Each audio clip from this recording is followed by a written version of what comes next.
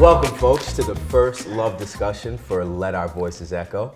I'm Jaha, and I'm here with Mahadi Walker. Yeah. You know, he spent a little time over in LA, so he's back over here in the East Coast, giving us a little bit of what he has to offer. So I just want to hear a little bit about what you've been doing. Yeah, all right. Currently in the midst of working on, a ton of new projects, new music, new videos, short film, a bunch, acting, modeling, the whole nine. But yeah, recently touched back down over here from LA. With everything going on over there in LA, it just was kind of wiser for me to relocate for the time being. Yeah. But I'm back and I'm excited. That's good. We That's over good. here. Yeah, COVID's doing a lot to a lot of people, but I'm Yeah. glad to have you. With that being said, I think a pressing topic now is the ignorance in America and how it's affecting how we're moving day to day. With, I'd say, people as individuals. You have ignorance in like the media. You have it in, I don't know, in just different aspects. There's a lot of things that are out in the world that people aren't fully understanding. Absolutely. And I think that leads to the discrepancies that we have as people. So, we're just going to have a nice little loose conversation about it. So my thought with it is, with ignorance being so prevalent, it allows people to kind of hide behind not knowing. And with that, you don't know what you're talking on, so you end up in a position where you're trying to give an educated response to something that you don't know fully. And to bring it more specifically, we have our controversies in the world right now in our society. You have the police brutality issues, you have the political issues, you have whatever you want to call it. You can name a bunch, but to speak specifically on those couple things, there's a lot of ignorance because people just haven't lived that life. Yeah. People haven't experienced certain things, so then they think that they don't exist. Yeah. You know what I'm saying? So having been, and you can kind of relate to it as well, having lived up here, upstate New York, we see a different type of life. You get to see a little bit of the inner city, but you also get to experience the suburbs. You get to see both people who live in the inner city, and I'm not trying to label, but you know what you get when you live in different areas. So with that, you get a different perspective on life. Absolutely. And right now you have a lot of protests going on and stuff like that. But what's your thought on ignorance's role in everything? I think we need to first address ignorance as a whole. True ignorance, or ignorance in its truest form, is someone not knowing. And to a certain extent, like that, there's a level of grace for someone that does not know. There's so much that a child does not know. So when you see certain behaviors from a child, because this child does not know, and it's true ignorance, you give a certain level of grace. But I think something that we face in this country or the world as a whole is that we're getting into like willful ignorance, as if certain information's not there, or certain statistics isn't accessible. Right. People are choosing to be in the dark about certain matters, and I think that's what really has people upset. Right. How long are we gonna say the same thing? How long are we gonna show proof that this is happening? How long? Over and over You get what and I'm saying? So is it truly ignorance at this point, or so when you get someone that's frustrated, it's because they're saying something time and time again. For a reason, right. For a reason, you know what I'm saying? And it's like, I like oh, that. I didn't know, but did you really not know, or Right. did you choose not to know? It's taught in the textbook. You get what I'm saying? Yeah. So yeah, that's kind of my I know that's a deeper. No, that's actually, I like the point that you made, because to start with the children, because I think a lot of this ignorance starts with children. I think when you're at home, you have a responsibility, I guess, as a parent, to prepare your child, you know what I mean? And, as us being African American individuals, we've had a certain narrative that has been taught to us growing up, just in general, you know what I'm saying? And on the same side, or on the same token, on the other side, you have a narrative being taught to other children. So I think that's where it starts.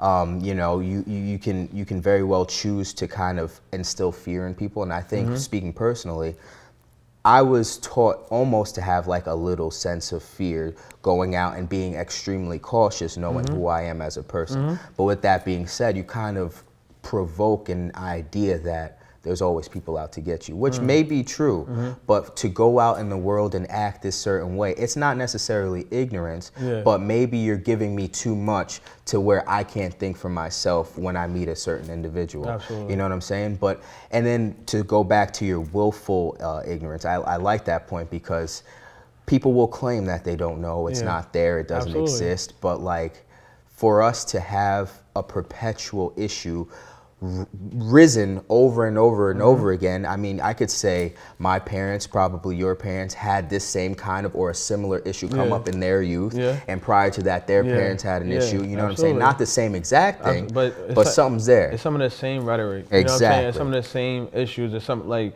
you can take, you know, Malcolm X for example.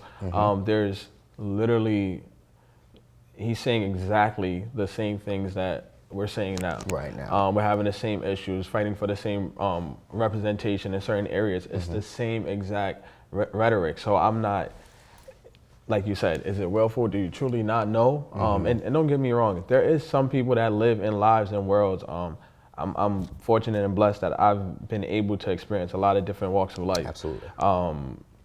And in some walks of life, they don't know about others. Absolutely. Walks of life, and that's 100% a real thing.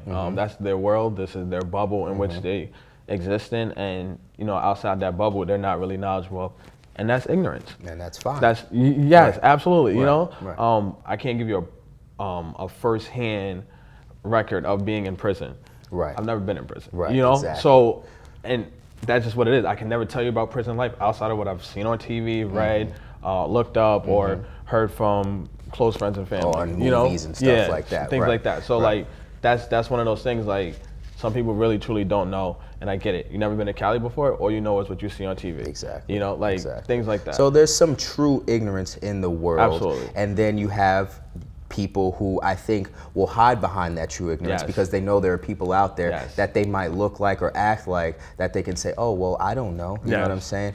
And, you know, with that, I think we might have to introduce like a new word for it, because is it at that point, is it ignorance? I can't say that. It's like you're choosing to be blind. So it's like, it's willful ignorance, but then you're not really ignorant to anything at that point. You're actually probably more knowledgeable, so much so now that you're ignoring it.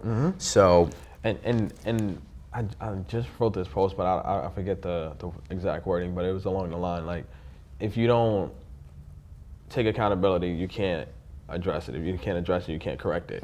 So if you never take accountability that is actually happening, or never come to this realization that, all right, this is actually a thing, all right, so you never can address it. And then you can never correct it because you never addressed it. And maybe that's the point, though. Yeah, absolutely. To keep, I think there, and now this might go a step ahead, a little deeper than I want to go, but like, I think there's a sense of control that needs to be maintained in this country. I think in order to do that, you have to maintain the narrative. So there's ways to do that by maintaining this willful ignorance and stuff like that. Because then if people don't know it exists, if people are claiming that it doesn't, at least you still have people saying that there isn't a problem here. We don't need to address it because there's nothing going on. So even though it's right there in your face, you know what I mean? It's right, cut and dry, video recorded in the newsprints, I can still ignore that because the next person's saying, no, that's not it. You know what I mean? But like, now we're controlling the narrative, controlling our people to be pitted against each other when that's not the point. You know what I mean? So I think accountability plays a big role in everything as well. It's one of these words that I always go back to. If you ever look on my personal, you're on my personal page, like I'm seeing different statements about accountability all the time because it's something that we really lack as a culture. And I think really in a lot of our social issues, you see the lack of accountability. Like, no one's saying you can erase it or undo it. Like, we get it. It's there. Like, take accountability for the things you say, the do, how you act. Like, point blank. You do something that's foul, somebody's calling you out on it. All right, you did it. Address it, correct it, move forward. Like, that we can't even do that because no one wants to take accountability for anything. Absolutely. And I think with that, just to kind of piggyback off that point, with the accountability, I think there also like has to be an understanding. I think that people have to be willing to work a little more collaboratively to where they're willing to accept criticisms like that, like being called out for stuff. I think there's a weird thing happening right now. We have different generations speaking on the same thing. So we have the older generation talking about something based on what they know. Yeah. And what they know is the life that they lived. But I think with our generation, it's more imperative to kind of be in collaboration with your next man. So like if I'm gonna say something to you, given, let's say, I don't know, maybe I don't like your sneakers, you know what I'm saying? Maybe I really don't like what Adidas stands for, you feel me? So now I'm trying to address that to you, but you feel so steadfast in the fact that you like Adidas that you're not gonna listen to me. That can't be the case anymore. You might not agree with what I'm saying, but at least listen, take into account what I'm saying and understand it. We can move forward better off as a people now because we've listened. You know what I mean? I think that's important. It's listening to the people that are speaking up. Right now, there's a lot of people speaking up and people are not hearing them. I mean, with that, accountability, I think, is a good action plan for moving forward as a people. I think we have to address the issues and not shy away from them being real. I think people are afraid of stuff being too real, that it's easier to ignore it and say it's not here. Yeah, and this idea, I mentioned this as well recently within the last couple of weeks, this idea that you pretend that something doesn't exist so it doesn't exist, that's not real. You know, and we keep pretending that something, or even pretending that something is something that it's not. Right. Doesn't make it what it is. And we living in this fantasy world that just doesn't help anywhere. You know, like it just continues to have us going in circles. Right. It's like a perpetual motion. And like we were talking earlier, and we were talking about how like maybe America has like this really messed up view that we're kind of better than other people. So then within ourselves, we can figure out our own social issues. But I think a lot of what Americans have to do just to help our own society is to broaden their horizons, broaden their worldviews, and to see what's going on. Because right now something special is happening. It's not just happening in America. There's other places in the world, other countries that are backing what's going on here, because it's not just an issue here. This is just a worldwide issue that to ignore it here, okay, we might be able to do that, but we can't ignore it in the world. You know what I'm saying? So I think once people are willing to kind of see and open their minds to the fact that there's more things in life than America and Americans, and we have our issues here, but what can we pull from other places that might help us here? Absolutely. You know what I mean? There's other things that work elsewhere that aren't working for us here, or maybe we haven't implemented here that we could try that would help benefit us as a whole. But I think that we're just so caught up in this bubble that everything happens here. You know, pop culture as a whole, you know, progression, technology, everything that's good in the world is coming from America, and that's not true. I think we have to just Is it by accident? I don't think it's by accident. I don't think it's by accident. I want to say it's because of like what we were saying before about the narrative being controlled. As a child, you grow up thinking everything is good about America. I mean, even in movies, in literature, you're reading about other places, but it makes it seem like they're primitive. You know, they're living in huts or whatnot, and they're not as developed as Americans. Everything that other people are doing that is developed is because of America. You know what I mean? When you begin to learn more about, like you said, broadening your horizon outside of America, even your, you know, your knowledge and information and history, you begin to really learn what the true narrative of the world is. You know, how did we come to be where we are? It wasn't always pretty. It didn't happen always just, but we came to be where we are. But you know, you broaden your horizon and your knowledge to figure these things out, then you start to understand. You know, America is, listen, I have privileges and blessings here that I wouldn't necessarily have other places, and I identify that. I'm grateful for those things. However, I do face a lot of oppression. That I don't necessarily other places, and I've been all over the world. So a lot of people can't talk from that type of worldview. I've been places where they treat me like royalty. Absolutely. And it's not that here. You know, I have to do so much to prove myself on just a basic level, just to be accepted on a basic level. I gotta go, why can't my character speak for itself? Straight up. You know what I'm saying? Like Straight that's why that's a real can't the thing. moment I open my mouth, that's what is my resume. You know what I'm saying? That's Absolutely. what speaks for me. It's like you get, and I think that is a lot to do with the narrative that's being controlled here, because there's imagery that you have here that on any side of the spectrum, you're going to have certain imagery. And I think this ties everything back in, is like, when I go into the world and I see somebody in the supermarket, the moment I look at that person, I already have kind of something ticking in my mind about who that person is, what that type of person is going to be like, just basically, but it's because of the imagery that I have, you know what I mean? And that's something that might not be the same elsewhere. So when you talk about being like royalty and in another country, it's because that imagery is different. You know what I'm saying? You look like someone to them that should be treated that way. And why can't we get there here to where that we're accepting of the fact that everybody in this country has the ability to be looked at that way? As long as you work hard, as long as you do what you have to do and maintain being, I guess, a progressive citizen, why do I have to face that oppression the moment I wake up? You know what I mean? When I had nothing to do with the fact that I was born into this world the same as you, you know what I mean? It's hard because that's obvious. You know that, I know that, but then we have people that are out there in the world that are ignorant to the fact that this happens. This is just something that is always ingrained in you, that you have to be aware of, that you are who you are, you look a certain way, and people are going to treat you a different way because of it. I know you mentioned earlier about, you know, going into the world with certain ideas, and that might have caused conflict, and you actually giving people a chance for face value. Right. I think at times it was preparation. I don't, and I get what you said, and I agree. I think there was times where it's like, all right, I kind of gotta fight against this idea You're almost that was war put on ready.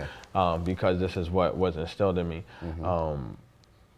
But that part of it's preparation. I do think that because I've been prepared, when I ran into certain situations, I was prepared. You already knew, Absolutely. You already knew. My mom was on top of, you know, preparing me, and something as little as having ID in middle school. Right. You know what I'm saying? Like in middle school, Why is that important? As a young, like, oh yeah, have your library card, have your school ID, have your, in middle school, You stuff never like that, know. you know, like, You never and I've know. ran into situations. I have stories where I ran into situations as a young person where clearly I was treated differently than the rest of my friends because of how I looked like, but I was prepared.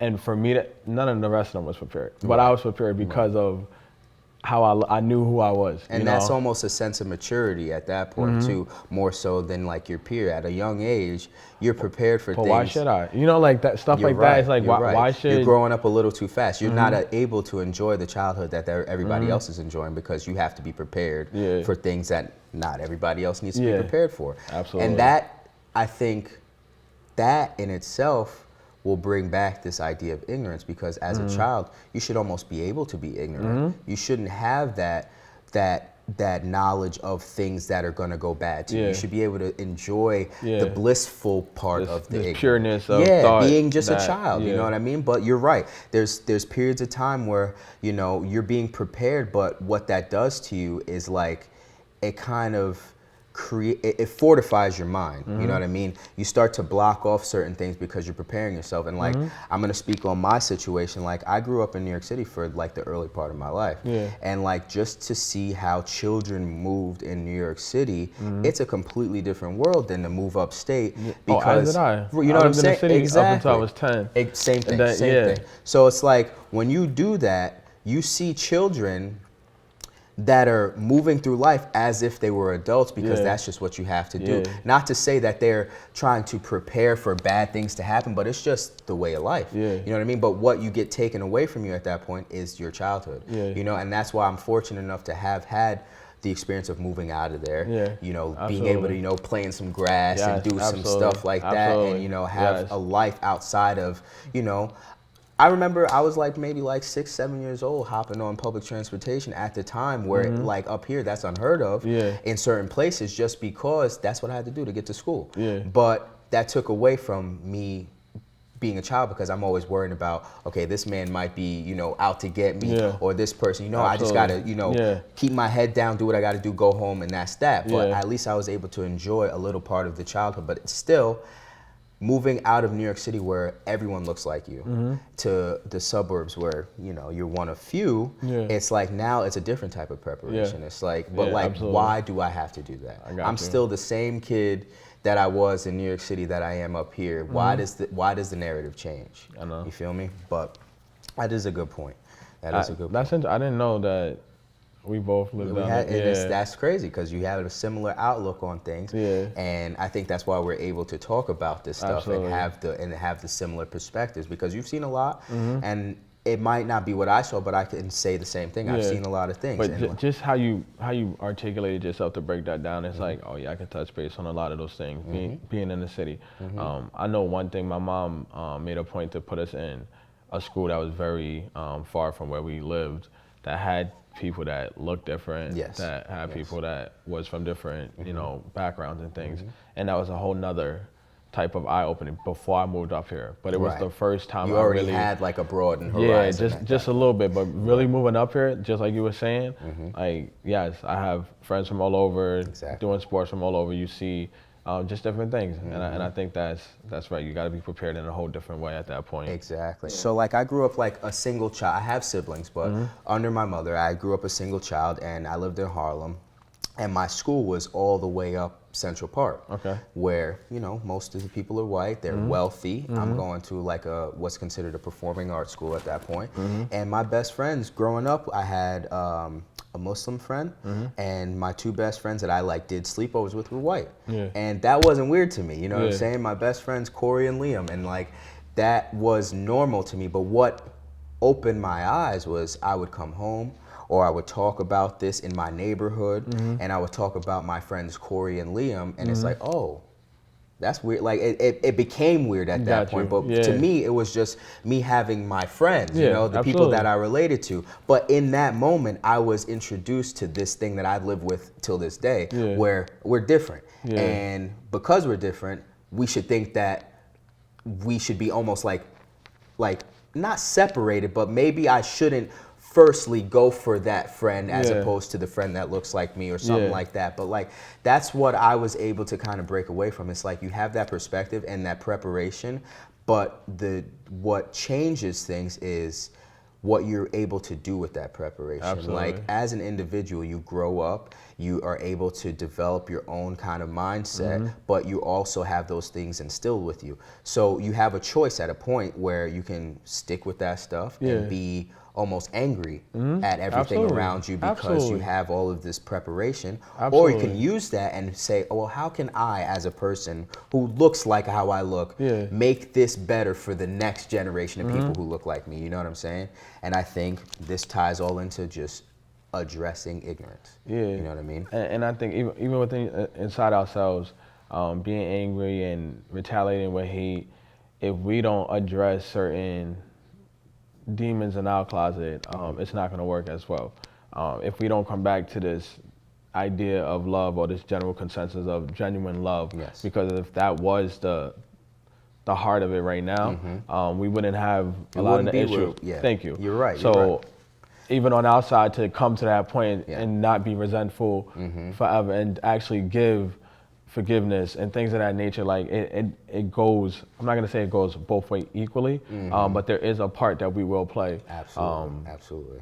As well. Yep, you have to break that idea, and you're completely right. You have to be, I guess, confident within yourself that you're willing to promote that idea of love. But in order to do that, you gotta be loving as a person. You have to have that within yourself. You can't just speak it. You have to have it. And how can I get there? Okay, I have to address, maybe you can call it traumas Yeah. that I've dealt with in my Yeah. childhood. You said you've dealt with experiences Absolutely. that your peers didn't. Yeah, absolutely. I can say the same thing for me. And honestly, I was blessed to not experience a lot of things as a child. I experienced a lot of my misfortune later in life when I was older, because as a child, very clean cut. You know what I'm saying? Short hair, you know what I mean? No facial hair, looking whatever. Always Yeah. the part, button down shirts all the Yeah. time. I moved down south. I came back home, a couple tattoos, had piercings, long hair, looking a little different. You know what I mean? I'm still the same person, but I'm moving to a place that didn't really accept that version of me. You know what I mean? So I was able to kind of have my eyes open to the fact that, damn, you know what? People look at me a little differently now. You know what I mean? I was able to grow up included in most things because of how I kept myself. But then as time went on and how I kind of carry myself now, it's like, I'm still Jaha, you know, I'm still the same person, but now I'm looked at a little differently. And why is that the case? You know what I mean? You guys were willing to look at me in a certain way and respect me. I think that's really important. You were willing to respect me when I looked a certain way, but now it's like I'm just another whatever you want to put to it, you know what I mean? And it's like, okay, well, at that point, what am I doing differently? What can I do differently? All I can do is love. What sucks is, and this is what I thought too for a long time, and it's a conflict that we deal with, is I thought I could be good enough as well. I thought that my character can truly Speak for me. Yes, Right. That's really what I always wanted. That's really what I put forth first. I don't sell my looks. I don't sell my accomplishments. I sell my character all day, every day, because you know, that's what I stand on. Right. And that's all I can stand on. But when I started to get to the point where it's like, it doesn't matter how many degrees I have. It doesn't matter how many trips I did to help orphans. It doesn't matter how, you know, articulate I am, or it doesn't. You know, they're gonna see what they see when they see. Exactly, bro. And that's like, it's that's kind of sad. like a It's coming sad. of age thing that is sad, because Yeah. we shouldn't have to feel like we have to kind of come to terms with this dilemma within ourselves. Like, I should be good enough just who I am. And that's something that I dealt with growing up, where I grew up with like girls, because like, you know, whatever, I like what I like, and you know, whatever. And I had my girlfriends, but it was like, I was introduced to the idea that people didn't like me, and I'm like, but why though? Like, my whole defense for myself was like, if you give me 5 minutes, just talk to me. I'm gonna change every idea that you have about me, because I know I am better than what you're giving me right now just by looking at me. So it's like, I just want you to give me that chance. I think that's the important part. You have to give people the chance to prove themselves, or just to even show themselves as who they are, as Mahadi, as Jaha. You give me that chance, and I guarantee you, either you like me or you won't, but at least I was given the opportunity to do it. You know what I mean? I agree. So that's good. I appreciate you, Mahadi, for coming on. Yeah, thank you for having me. Yes, sir. It was dope, and I look forward to being back again. Absolutely, absolutely. All right.